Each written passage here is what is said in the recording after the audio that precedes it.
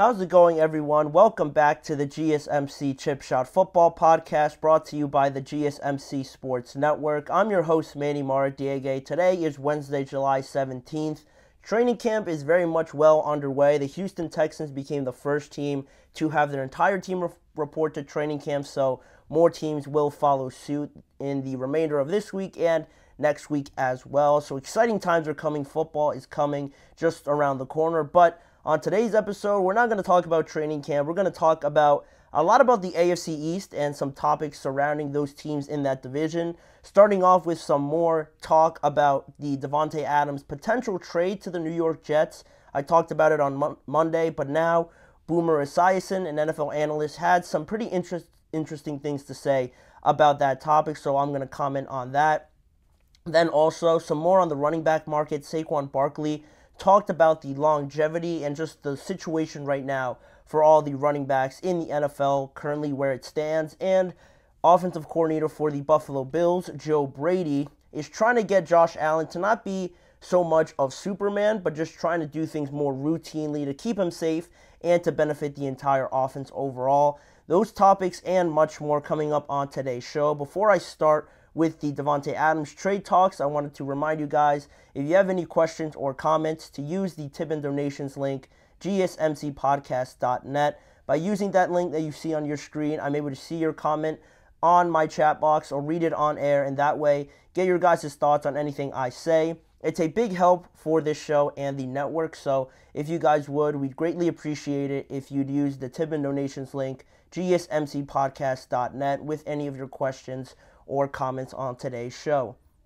With that being said, though, we're going to jump right into the trade talks because I initially brought up this topic on Monday when I heard Breece Hall talk about it, Garrett Wilson talk about it, Aaron Rodgers even brought it up, and even today when I was scrolling through Instagram, I saw a report on one of the accounts that I follow that said Davante Adams made a statement that he wanted to make it clear if there was ever a chance that he'd want to reunite with anybody in the NFL, it would be Aaron Rodgers. But with that being said, his agent came out and sort of downplayed all the rumors that a trade is going to happen, that it is likely to happen. His agent is saying no. Davante Adams didn't say no. He did say, if it were to happen, it would be with Aaron. So I don't know. He's keeping the door open. But Boomer Esiason, I wanted to talk about him because he followed up the comments made by Breece Hall and Garrett Wilson with some of the things that he's hearing from his sources close to the New York Jets. If you're unfamiliar with Boomer Esiason, he was actually a former quarterback for the New York Jets and an NFL analyst nowadays, but he recently spoke on the WFAN morning show about the potential Davante Adams trade to the New York Jets, and he said some pretty interesting things that I have up on the screen for you guys to follow along with. He said, I'm hearing that this is going to happen. If it does happen somewhere in late August, early September, I'm not sure about why it would take that long. And this is after, obviously, all those comments that I mentioned before, and even Davante Adams was first brought up this idea on the Up and Adams show, and he said that Aaron Rodgers was actually in his ear about it, about trying to reunite and get back together, because it seems like obviously Aaron would love that.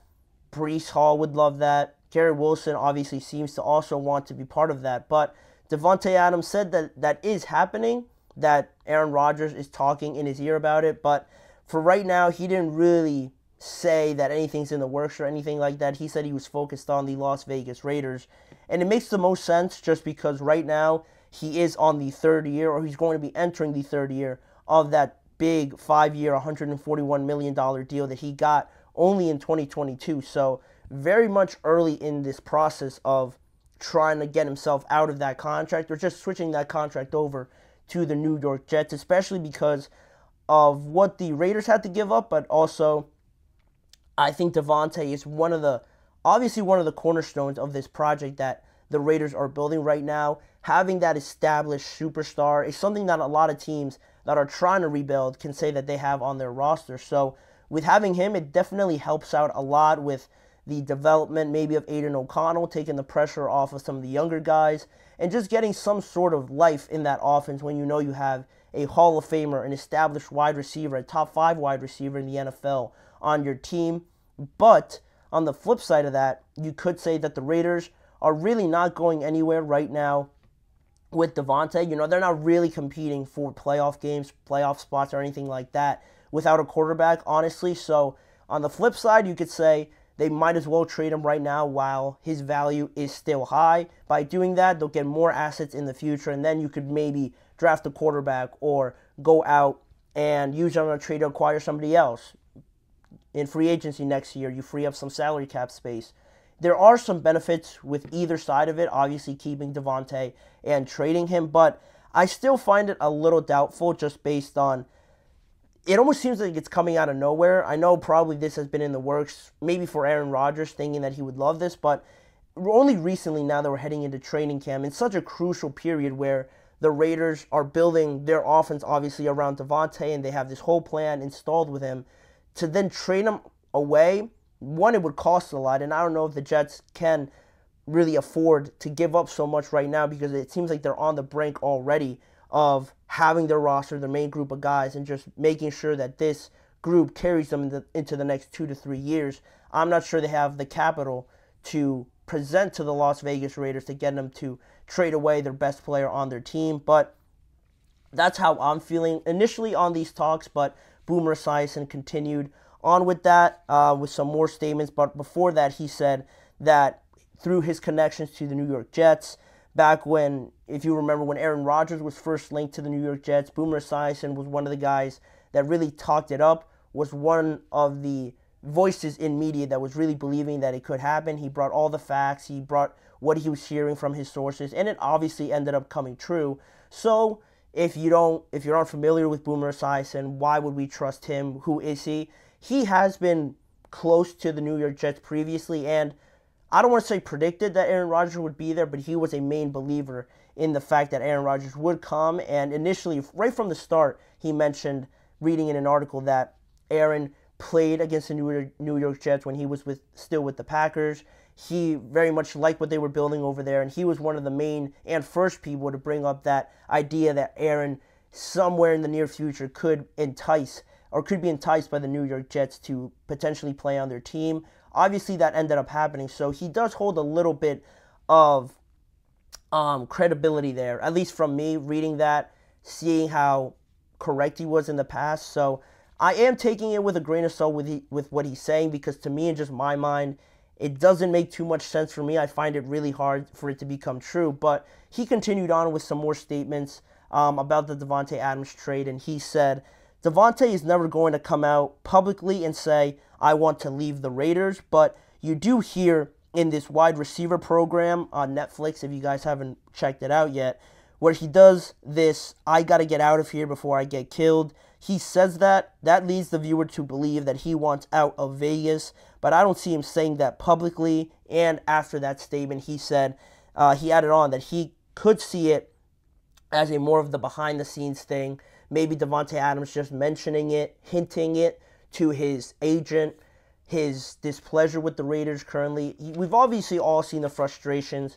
You don't have to have seen the Netflix series Receiver to know how frustrating of a season it was last year for Davante. You could have seen it in any Raiders game last year, most of them, when Jimmy Garoppolo was there, Aiden O'Connell, during the time with Josh McDaniels there as well. It was all really just a disaster in terms of standards from where Davante was used to, obviously playing with Aaron, to where he was with Las Vegas. It was very much a bad period for him. But on top of that, again, if it was just up to Davante, I think he would probably end up just being traded. If this was the NBA or something, and you could just say, I want to be traded, and it facilitated the whole process, then we could probably get into an area where, all right, what are the next steps to this happening? But in the NFL, you see it with Brandon Ayuk now that he's requested a trade.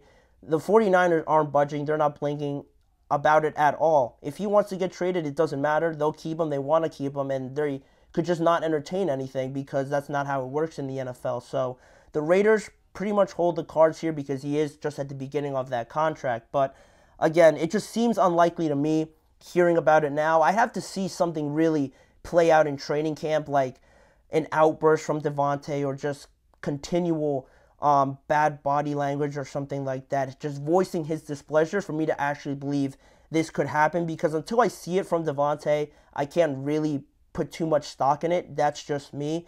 But of course, you could see how the New York Jets sources, people that are close to the Jets, could be optimistic about it, and they could end up being true, or being right, I should say.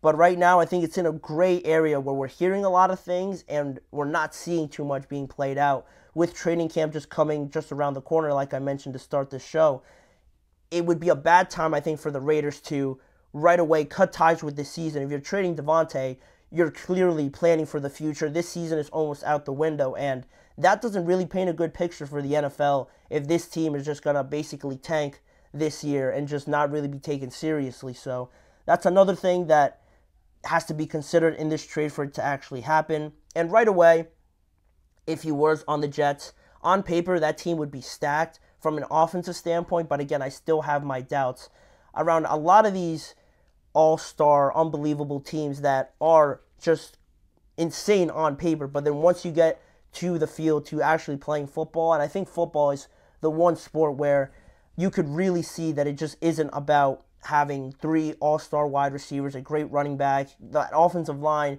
really is the biggest doubt for me, and that probably is the biggest determinant in the success of everything. If they protect Aaron, or if Aaron is constantly running around back there trying to fend for his life, it's not going to look good if Aaron can't throw to Davante, Garrett, or Mike Williams. So there's a lot of things that have to just happen. If this does happen, it doesn't really move the needle for me that much either. So I think the Jets, for me, have to prioritize other things before we talk about Davante. But this was always going to be a topic.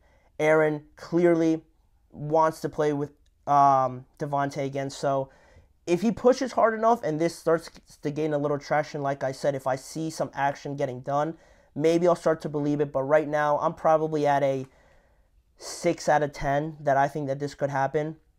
But I want to know what you guys think. Leave your guys' thoughts. Will Davante be traded before the season starts? Are the Jets Super Bowl contenders if Davante goes over there? Let me know what you guys think in the live chat box or afterwards in the comment section. But that is the first segment. That'll wrap it up for the first segment. And we're going to go to our first break of the show. But when we return, we're going to talk about Saquon Barkley, mentioning the running back market right now, the whole narrative around running backs and their longevity in the game. He calls out some of the narratives around that, and he gives his input, as well as me giving my input on what he said around that topic. So stay tuned. We're going to come back to that topic when we return on the GSMC Chip Shot Football Podcast.